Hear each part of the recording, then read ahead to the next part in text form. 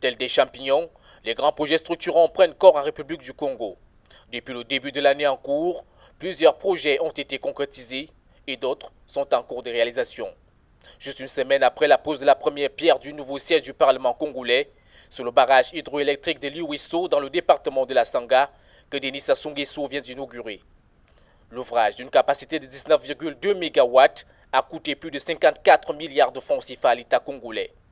Le barrage de Liwiso viendra non seulement apporter une nouvelle impulsion aux activités socio-économiques de ce département, mais aussi permettra à la ville de Wisso et ses environs de tirer profit des bienfaits du courant alternatif.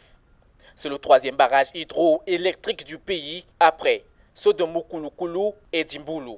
Outre ces barrages hydroélectriques, il y a aussi le grand gisement pétrolier Moho Nord de Pointe-Noire. Un gisement à mer profonde entre 750 et 12 000 mètres de profondeur.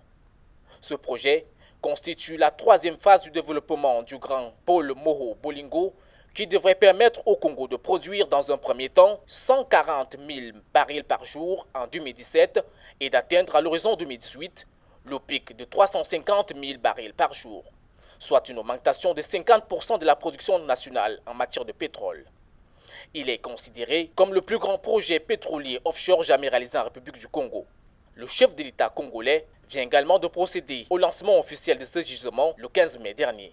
L'autre projet, et non des moindres, c'est la zone économique spéciale de Pointe-Noire, une zone industrielle d'environ 36 km² située au bord de l'océan Atlantique qui disposera de plusieurs infrastructures qui devront générer en termes de PIB environ 4 000 milliards de francs CFA à l'horizon 2031.